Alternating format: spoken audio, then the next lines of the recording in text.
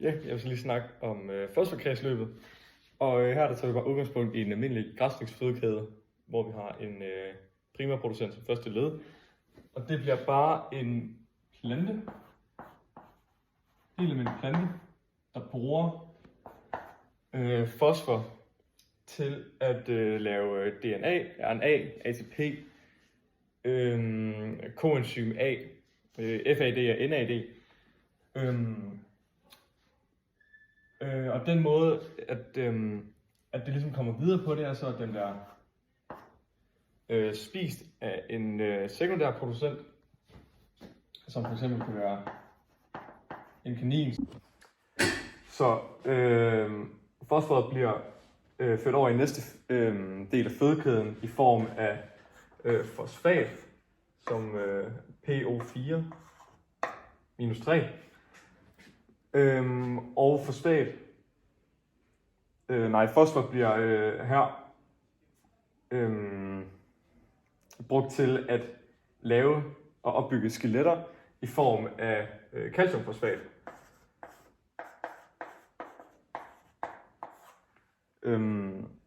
Og så når kaninen bliver spist af et rovdyr, som for eksempel en ræv, så bliver fosfatet igen transporteret over til ræven, som også bruger fosfat til at lave fosfor til at lave ATP, RNA og DNA.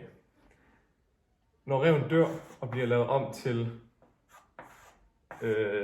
dead organic material, altså DOM, så bliver fosforen nedbrudt og bliver igen lavet om til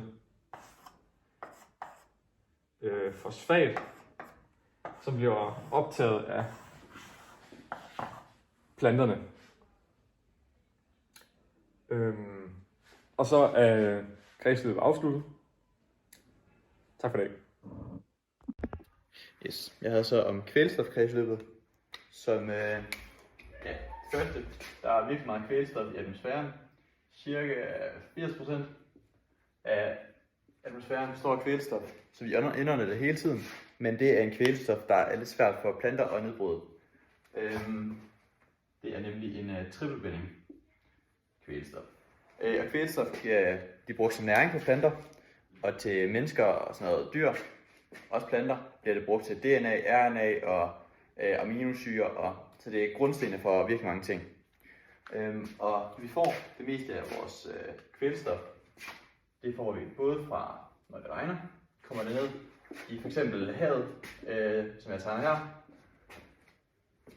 Og det kommer også ned fra marker af, fra landmænd, når de smider gødning ud, så er der så kvælstof i det. Og det der kommer ned fra himlen af, det er for det meste ammonium. 4. Og så det vi får fra landbruget af, det er nitrat.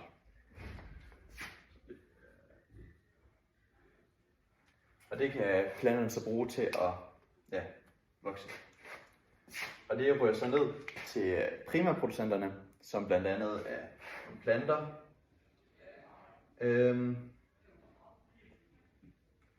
som gennem rodhårene, de har noget rødder her, så har de rodhår, kan optage det her, og efter det, der kommer det også til sekundære producenterne, som der er for eksempel fisk, hvor de så går videre til dem, og når de tisser eller skider eller dør, så bliver der så dannet dom. Og det er her, hvor der er kvælstof, og der bruger bakterier, de bruger en proces, der hedder ammonificering, hvor den laver det her organiske kvælstof om til noget uorganisk kvælstof i form af ammoniak.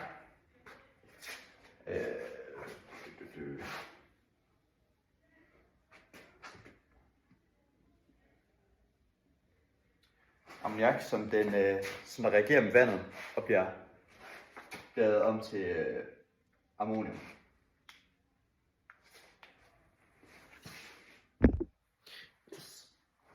Og så, det er jo det samme ammoniak, som der så bliver lavet om til ammonium, blandt andet. og så bliver der brugt en proces, der hedder nitrifikation, hvor der er nogle bakterier, der laver det om til nitrit.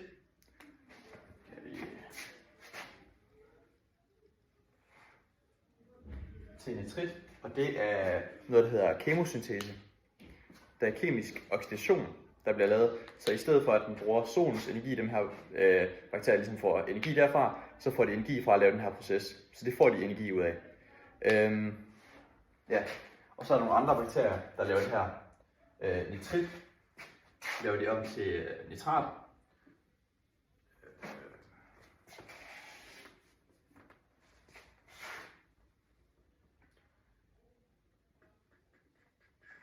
De laver det her nitrit om til nitrat her, som så gør det muligt at optage derfra. Og det er så et spildprodukt fra deres produktion. Og ja, planterne de skal så både bruge nitrit, nitrat og ammonium. Yes. Og så den sidste del, det er kvælstoffiksering, som der sker fra nogle bakterier, der hedder cyanobakterier. De er nede i vandet, og de har ikke brug for noget ilt. De skal ikke bruge noget ilt for at lave det her om. Så tager de er nemlig stærke nok til at bryde de her bindinger, og så binde det til, så det bliver organisk kvælstof. Yes. Og så den næste del, der kommer, det er denitrifikation, hvor der er nogle bakterier, der laver den modsatte reaktion og laver noget nitrat og noget om til det, der er i luften igen. Og den proces, den sker nede på havbunden, hvor der ikke er særlig meget ilt, fordi det er en anaerob reaktion, det her. Og det starter med det her nitrat, som der så bliver lavet om til nitrit. Der bliver lavet om til NO, som bliver lavet om til N2O, som der bliver lavet om til tilbage til kvælstof igen. Og dem bakterier, de bruger det her som respiration, så de tager det her kvælstof og skiller ilten. De bruger så ilten, og så kvælstof, det smider de så op til overfladen igen. Så det ryger så op den her vej. Kvælstof. Så det bobler så op her. Og det er meget vigtigt, fordi at jo mindre kvælstof der er, jo mindre iltsvind er der også i vandet. Fordi der er mindre eutrofisering, som der sker. Så det er en meget vigtig proces, at der sker dem her nede på bunden. For ellers vil der ikke forsvinde noget kvælstof fra havet af. Yes. Der er også andre steder, hvor det kan ske det her med, at det her kvælstof, det kan blive brudt fra de her trippelbindinger fra luften af. For eksempel når der sker et lynnedslag, så kan det være, at lyn det gør, at de her bindinger de bliver brudt, og det reagerer så med luft, O2, og det bliver så til nitrit. Yes. Nitrit, som der så kan reagere med vand. Så hvis det også, for eksempel hvis et lynnedslag slår ned i et træ, så har det så kvælstof fra luft, ilt fra luften, og så vand også, så kan det blive så til nitrat. Så på den måde der bliver der skabt gødning ved lynnedslag. Og det har man så lært at bruge, så man kan lave noget, der hedder kemisk kvælstoffiksering. Så der er den her proces, og den kan man så, hvor hvis du putter virkelig meget varme og energi i, så kan du så bryde de her bindinger og lave det her gødning.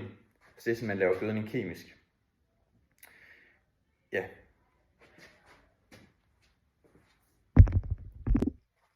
Men der er også andre steder, hvor det kan ske. Nemlig i nogle rodknolde. Der sker det for eksempel bælgplanter.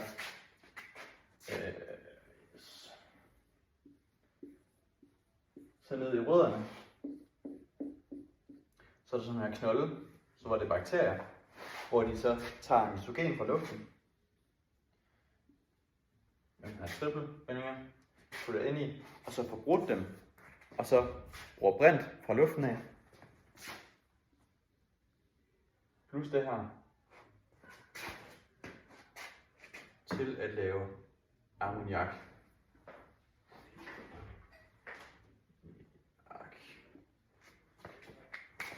Så ja, det er en af de få planter, der kan gøre det. Yes.